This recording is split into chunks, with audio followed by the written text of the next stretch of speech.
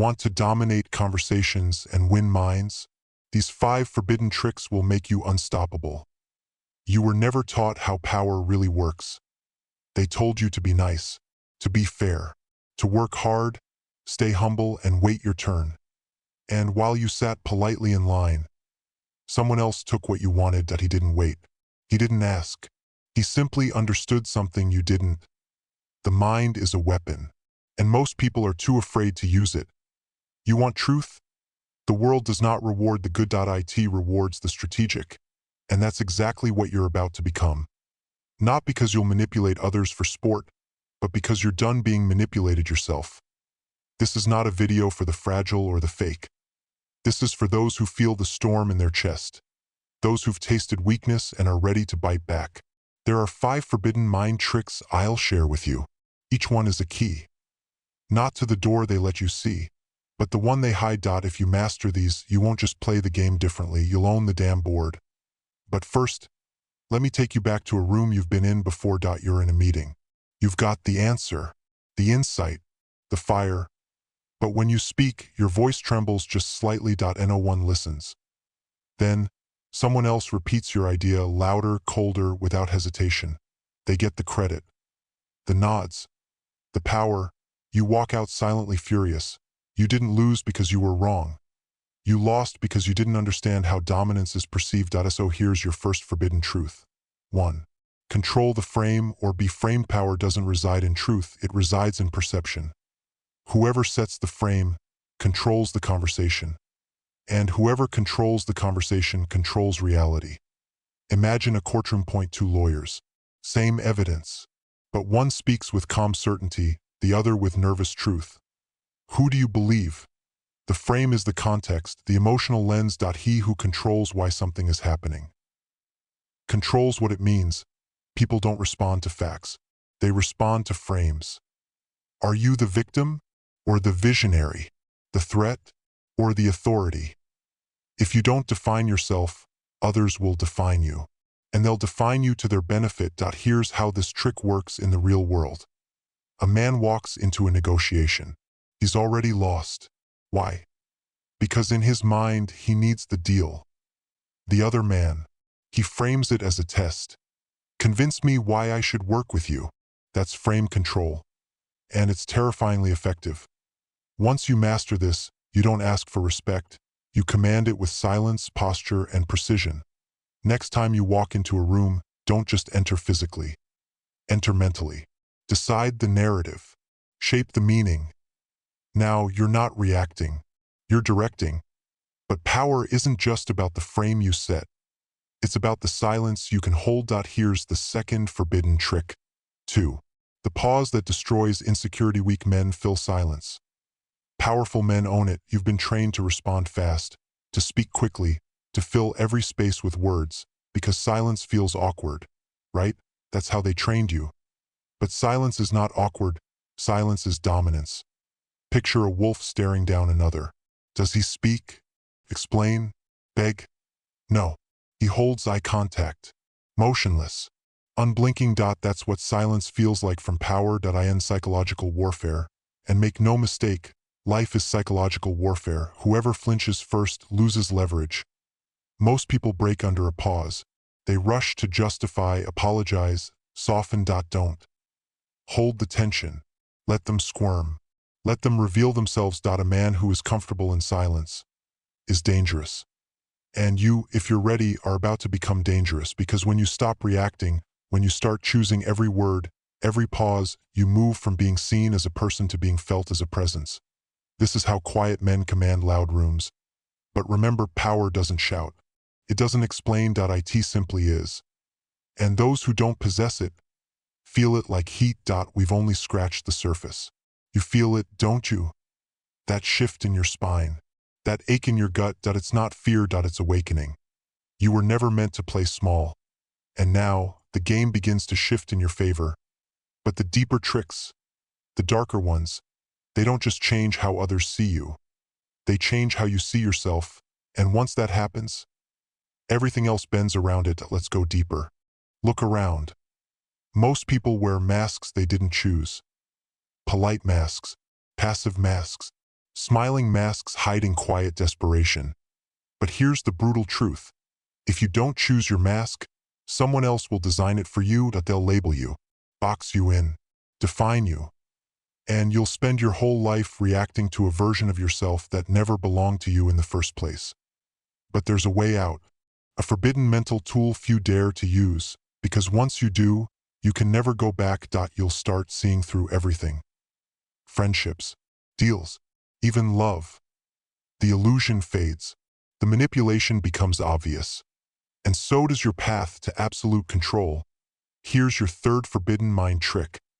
Become the mirror that exposes the weak. Most people don't see you. They see themselves in you. That's your edge. Mirror their ego, and you own their trust. Mirror their fears, and you control their next move. Let me explain. Imagine this. You're sitting across from a powerful man. He's cold, unreadable, intimidating. You don't challenge him. You reflect him. His pace becomes your pace. His posture becomes your posture. You make him feel like he's still in control. But slowly, subtly, you shift the frame. You start planting words, phrases that mirror his desires, his language, his worldview. Suddenly, he's leaning in. He doesn't know why, but he likes you. You didn't fight him. You reflected him. And in doing so, you became his unconscious ally. That's mirroring. It's not mimicry. It's warfare disguised as rapport. You know it well. And people will confess things they'd never say aloud. They'll trust you, even when they shouldn't. Because we're all drawn to our own reflection, especially when the world refuses to truly see us. This is how manipulators bend empires. This is how charm becomes control. But be warned, this power is seductive. Once you taste it, it's easy to become the predator, and maybe that's what they fear most. Not that you'll change, but that you'll finally stop being the prey. Let's go even deeper. Fourth trick. Rewrite the narrative. Before they do, your story is the most dangerous weapon you carry. Not the one you tell others, but the one you tell yourself. You think you're weak? You'll act weak. You think you're cursed? You'll sabotage your own rise. And they know this. That's why they spend years planting their script in your head. Be realistic. Don't be too intense. Don't aim too high. You'll only get hurt. Those weren't warnings. They were chains. But here's the forbidden move. You don't argue with the story. You replace it. You create your own myth. One that rewrites your scars as symbols of transformation. You don't deny your past. You own it. Twist it. Make it part of the legend you're becoming. Because listen closely, and I mean this, you were never weak. You were untrained. You were never broken. You were preparing. And now you become the author, the god of your own personal mythos, and no more reacting. Now you orchestrate. Great leaders, powerful figures, they all do this. Julius Caesar didn't walk across the Rubicon and wait to be accepted. He burned the bridge behind him and said, "I am Rome now." Was it dangerous? Yes. But it was final. And the world bowed. Because when you believe your narrative fully, others have no choice but to submit to it. So stop playing defense. Speak your story like prophecy. Don't say, "I want to succeed." Say, "I am inevitable." Now, this isn't some Instagram slogan. This is psychological warfare against doubt, weakness, and every voice that ever told you to shrink. And if you do it right, even the people who once underestimated you will start to question their own memory of who you used to be. That's power, true power. But it only works when you're ruthless with yourself. When you stare your past in the face and say, "You don't control me anymore." Can you feel it? That rising force in your chest. It's not ego. It's clarity. You're remembering who you were before the world taught you to beg for permission. And here's what's next. Not the final trick. The final transformation. We're not just talking about ideas anymore. We're talking about becoming the kind of man whose presence changes a room. And no noise. No pleading. Just quiet certainty. And sharp, surgical intent. A man who doesn't ask for loyalty. He commands it. A woman who doesn't chase power. She embodies it. This is where most people turn back. Because the path ahead requires something terrifying. The death of who you used to be. But if you're ready, Part 3 will shatter the mirror completely. and in its place, a weapon will rise. There comes a moment when the old version of you gasps for breath. He's afraid. He knows what's coming. He knows you're about to become everything he was taught to fear. You feel it, don't you? The weight of your childhood voices, the trembling hands of a younger you, begging you not to go too far. But this is not the time for mercy. This is where you kill the weakness, because if you don't, it will kill you. Every empire that collapsed, every brilliant mind that fell into obscurity, they didn't lose to the world. They lost to the part of themselves they refused to bury. So here it is, the final forbidden trick. Kill the inner slave before the world does it for you. You weren't born a slave. You were trained to become one. They taught you obedience before you had a choice. Raise your hand. Follow the rules. Don't speak unless spoken to. And the worst one, be grateful for what you have. Know you must be hungry for what you deserve. That obedient voice in your head, that soft whisper that tells you not to make waves, not to speak too loudly, not to want too much. That voice is not you. It's a parasite that it fed on your fear, grew stronger every time you stayed quiet, smiled when you wanted to roar. But now, you see it, and now you're going to do something most people are too terrified to do. You're going to confront it. And then you're going to crush it. Here's how. The next time that voice tells you to play small, don't argue. Smile. Because now you recognize it. It's the ghost of every moment you betrayed yourself. And you're done kneeling to it. This is what real self-mastery looks like. Not motivation. Not mindset hacks. Not morning routines. It's this brutal moment of internal war. When the future version of you stands tall and says, no more. You are not here to be liked. You are here to be respected. To be felt. To walk into a room and bend the air itself without saying a word. But understand this, once you step into power, you lose the right to blame. No more victimhood. No more waiting. No more, they didn't give me a chance. Because now you take it. And when you do, something terrifying happens. You start to attract fear and admiration at the same time. People won't always like you. Good. Let them fear the parts of you they can't control. Let them talk. You're not their friend. You're their mirror. And mirrors are brutal when people hate their own reflection. But there's something else. Something deeper. Something even more dangerous than power itself. It's called quiet certainty.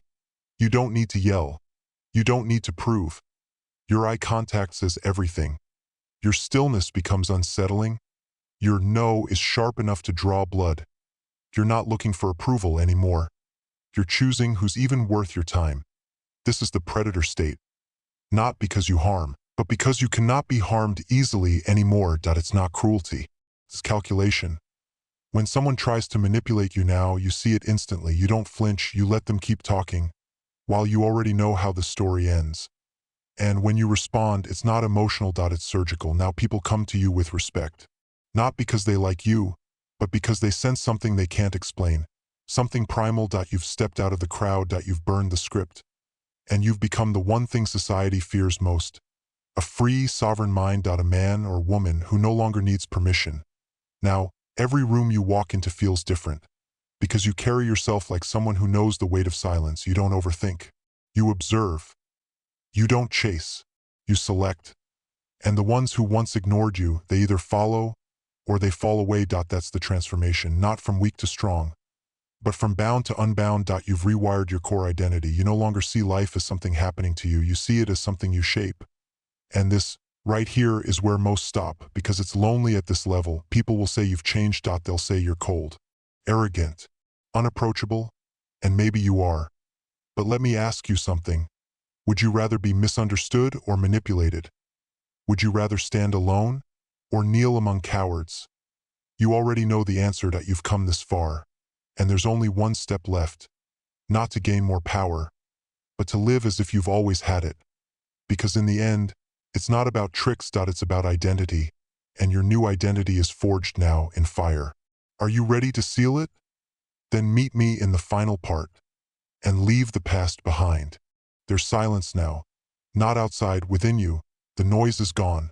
The need to explain, justify, prove gone. Because now you know who you are. Not because the world told you, but because you decided. And that is the final forbidden trick. Own the room before you walk into it. Let me say that again because it's not a metaphor. It's a law. Own the room before you walk in. Not through arrogance, not through performance, through presence. Because presence is the final power. People think power comes from domination, from loud voices, from credentials, from money. But that's all external. Real power is internal inevitability. It's the unshakable sense that you were meant to be here, that the world bends, not because you force it, but because you no longer yield. Presence is when your silence weighs more than their speeches, when your gaze makes people forget what they were about to say. You don't take the spotlight. It finds you. You don't ask for respect. You walk in, and the air changes. And do you know why? Because you're not acting powerful anymore. You are. There's no more pretending. No more borrowed strength. You killed the slave. You rewrote the myth. You mastered the mirror, and now you become the architect. The one who builds reality for others, while staying utterly untouchable within his own. Let's be clear. This doesn't mean you dominate every room. It means you never again submit to one. You can walk away from deals. You can say no with no explanation. You can hold the silence while others scramble to fill it. You no longer need to manipulate, because your very existence forces others to reevaluate their own. That's real influence, not noise, gravity. And when you live like this long enough, something magical happens. You stop chasing outcomes. You focus on designing the field. Instead of fighting every battle, you build systems that make battles irrelevant. Instead of reacting to life, you position yourself so life reacts to you. You don't chase opportunity, you pull it in. You don't chase people, you magnetize them. All because you embraced the final truth. Power isn't something you earn. It's something you embody. Let them call it arrogance. Let them misunderstand. You weren't built for their comfort. You were built for command. And now that you've crossed this threshold, everything changes. You'll start seeing the small tells. The way people lean toward you without realizing. The hesitation in their voice when they lie. The way silence suddenly becomes your greatest weapon. You don't need to be perfect. You need to be centered. That's the secret. When you're centered, grounded in your power, everything flows from there. Charisma becomes effortless. Strategy becomes instinct. Boundaries become automatic, and the ones who once ignored you, they'll circle back. But this time, it's you who chooses, and you won't choose based on loyalty or pity anymore. You'll choose based on alignment. Because power demands precision. It demands you protect your time, your energy, your legacy. Not everyone gets to come with you now, and that's okay. Because you're not the person you were. When this began, you're not seeking validation. You're not addicted to approval. You're not waiting for permission to be powerful. You already are. You've stepped into the shadow. You faced your weakness. You broke your chains, and now you rise. Not with noise, but with quiet inevitability. The kind of power that doesn't announce itself. It just is.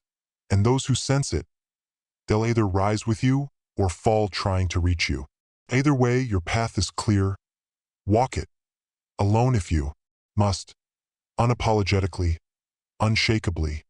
You are no longer the prey. You are the strategist, the architect, the force, and now, the world adapts to you. So if this message found you in a moment of doubt, confusion, or hesitation, good. That means you're waking up, and from this moment forward, you never go back. Not to weakness, not to pleasing, not to begging for scraps.